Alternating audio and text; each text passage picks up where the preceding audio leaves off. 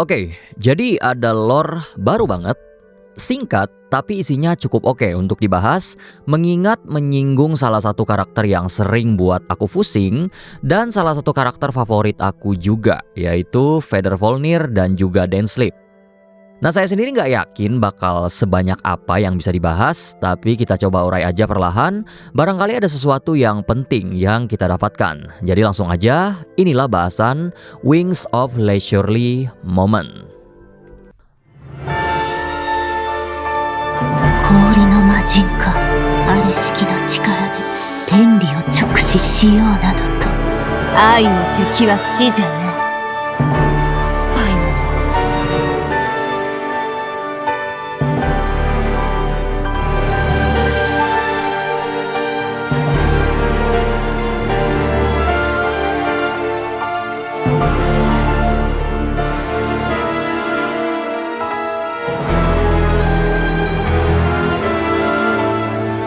我らの目標は天理なのだからな。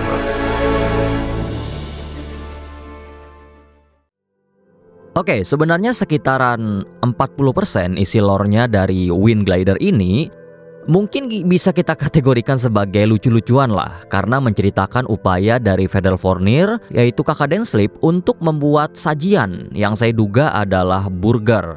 Jadi plotnya adalah kala itu Vader Volnir sedang libur, sehingga dia menghabiskan waktunya untuk memasak sendirian di rumahnya.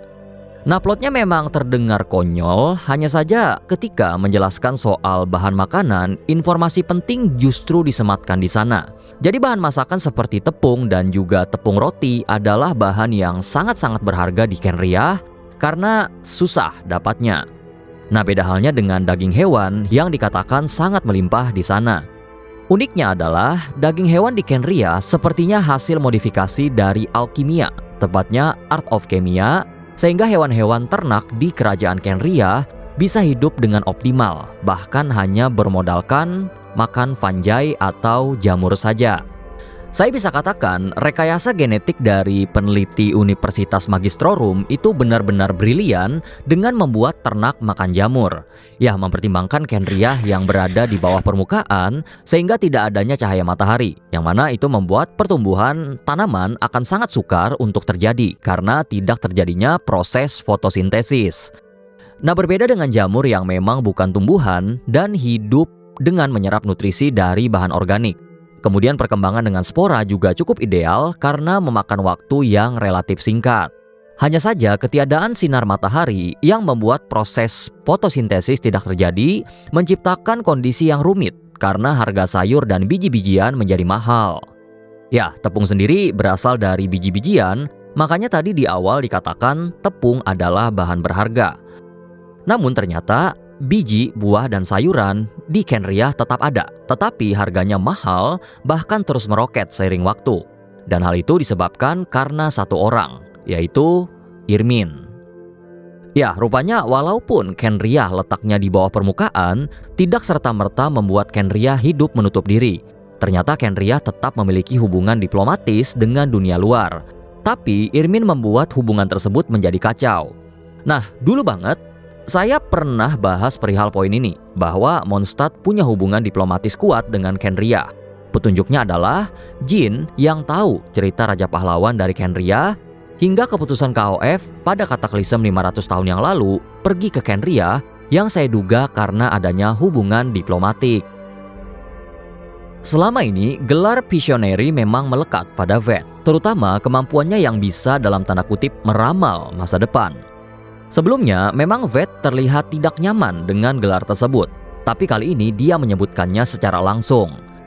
Veth dianugerahkan gelar kehormatan sebagai Visionary, tapi dia justru sama sekali tidak menyukainya. Terlebih katanya, beban takdir yang dikandung oleh gelar tersebut terlalu berat untuk diemban. Ya, perihal ini memang cukup kompleks bagi Veth, utamanya dia mengatakan hal yang sama pada Archon Quest Luna 2. Ketika dia berdialog dengan Rerir yang menanyakan maksud diamnya Veth ketika berbicara dengan Rerir pada beberapa hari sebelumnya, Rerir sempat nyeletuk apakah kekuatan yang bisa membaca masa depan adalah sesuatu yang baik. Veth hanya mengatakan baik atau buruk tidak akan mampu mendeskripsikan kekuatannya. Katanya, sekali melihat apa yang akan terjadi, perasaan takut dan galau akan langsung menyertai. Akibatnya dia pun belajar untuk mengabaikan perasaan-perasaan itu. Nah, perkataan Ved memang terbukti benar karena pada satu titik dia dibuat buta kedua matanya oleh Irmin. Dugaan dari Rob Tatir adalah Ved menyampaikan hasil ramalan yang tidak ingin didengar oleh raja. Ya, walaupun kemudian Ved mengklarifikasi bahwa dia menyampaikan peringatan kepada Irmin perihal jalan yang dia ambil. Nah, kompleksitas kemampuan Ved juga sebenarnya berhubungan soal penglihatan yang bagi dia pun sebenarnya tidak terlalu berguna. Ved sudah mengatakan juga pada Rerir ketika dia berdialog di penjara, soal takdir yang dia lihat itu bukan tentang baik atau buruk, tapi soal apa yang akan terjadi dan apa yang akan tidak terjadi. Takdir katanya tidak dapat dinegosiasi, entah pengorbanan sebesar apapun dilakukan.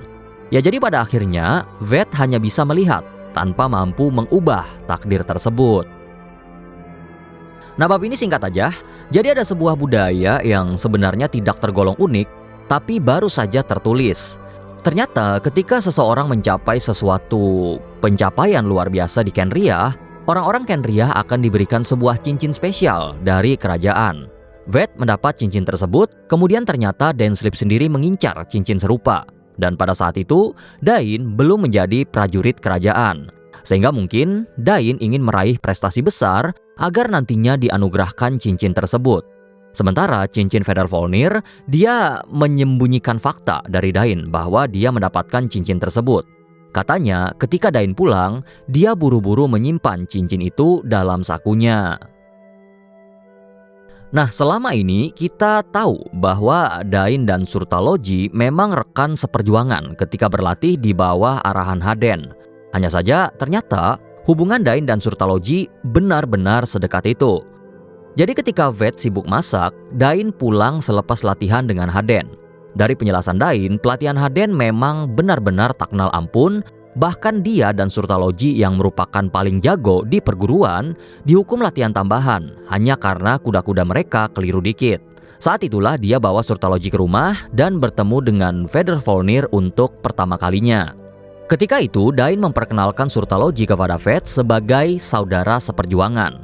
Sementara, Dain juga memperkenalkan Ved ke Surtaloji sebagai saudara sedarah. Nah, cerita ini sangat-sangat hangat ya bisa saya katakan, karena coba bayangin deh, Dain sekarang mengatakan hal demikian. Ya, sepertinya sama sekali tidak mungkin dia lakukan. Nah, sepertinya setelahnya pun hubungan Surtaloji dengan Ved menjadi akrab juga.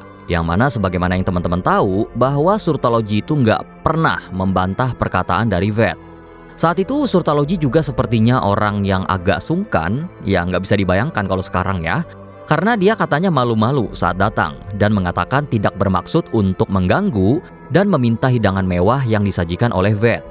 Nah, hidangan tersebut ya ayam goreng, roti, sayuran, dan daging. Bahkan katanya yang paling menawan saat itu adalah kentang goreng. Namun Ved hanya mengatakan pada Surtaloji, makanlah karena takdir yang membawamu kemari. Ya, sebagaimana teman-teman tahu, Federvolnir selalu bawa-bawa takdir pada setiap kejadian yang dia alami.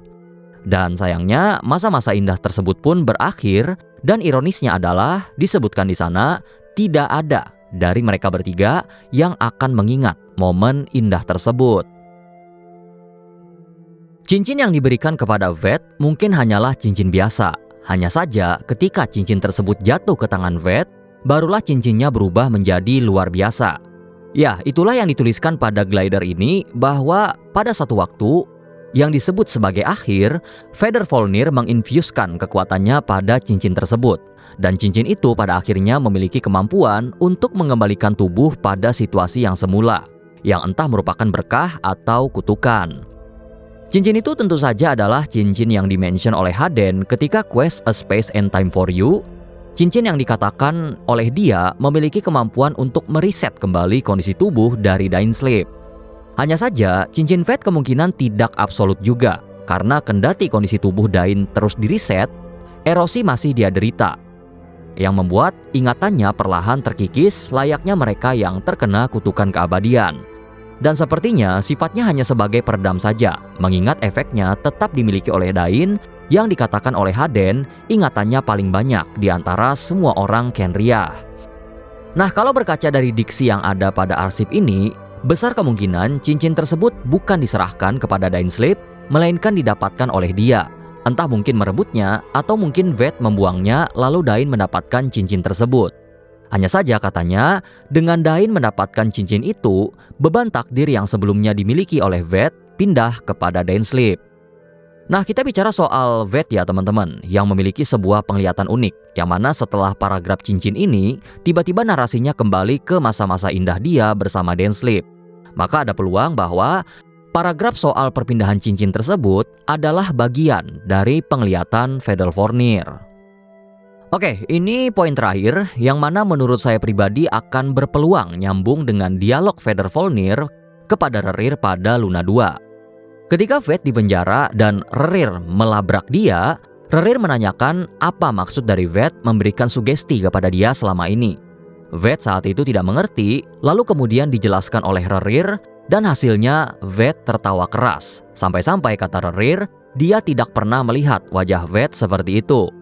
Setelahnya barulah Veth mengatakan, ternyata kamu mendengarnya juga. Suara yang mencuri kewarasan, mendapatkan kepercayaan dari pendengarnya, dan membuat gila. Kemudian mengatakan pada Rerir bahwa dia tidak berbeda dengannya. Nah, pada Wind Glider ini, Veth mengalami fenomena yang cukup mirip, bahwa ketika dia mencuci sisa makanan yang disajikan, dia tiba-tiba menoleh pada suatu sudut tanpa alasan yang jelas. Tatapan Veth saat itu dikatakan melintasi ruang dan waktu. Kemudian setelahnya terdapat sebuah kalimat dengan tanda kutip yang biasanya digunakan untuk menekankan dialog seseorang, dan kalimat itu adalah kalimat tanya yang berbunyi, "Apa yang kamu harapkan?" Ya, saya duga fenomena yang dialami oleh Veth di sini adalah fenomena yang sama dengan yang dialami oleh Rerir, yang mungkin menjadi semacam indikator bahwa mereka adalah orang-orang yang pantas menerima panggilan Abyss. Nah, soal tatapan yang melintasi ruang dan waktu, sebagaimana yang teman-teman tahu juga, ability itu memang dimiliki oleh Fedalvornir sebagaimana penjelasan Dainsleep pada Archon Quest Caribert. Oke, jadi itu arsip yang lagi-lagi random ya, yang dirilis oleh Genshin. Emang nggak se-big Glider Xbox, tapi tergolong lore berat juga sebenarnya. Nah, uniknya juga nih teman-teman, Glider ini belum dirilis di China ataupun region manapun. Masih eksklusif Rusia, yang mana entah ini pertama kalinya atau juga pernah ada kasus serupa. Tapi pada intinya itu dulu. Kalau memang mau komentar barangkali ada pendapat berbeda, silahkan komentarkan saja. Selama bukan leaks atau spoiler, dipersilahkan. Kemudian saya ingin berterima kasih pada teman-teman membership, terutama para desainer atas dukungannya sejauh ini. Thank you berat.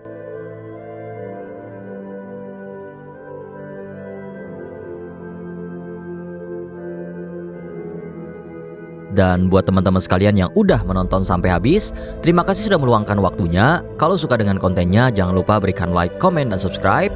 Atau bisa gabung membership juga untuk dukungan langsung, serta eksklusif konten.